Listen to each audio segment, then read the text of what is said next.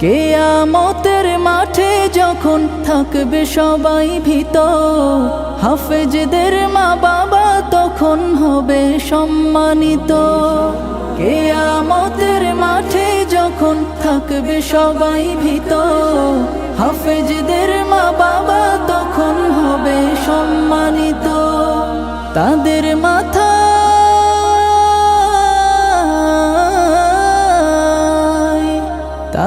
মাথায় নূরের মুকুট দিবেন রহমান, যাদের বুকের মানিক হলো হাফেজে কুরআন, হাফেজে কুরআন, হাফেজে কুরআন।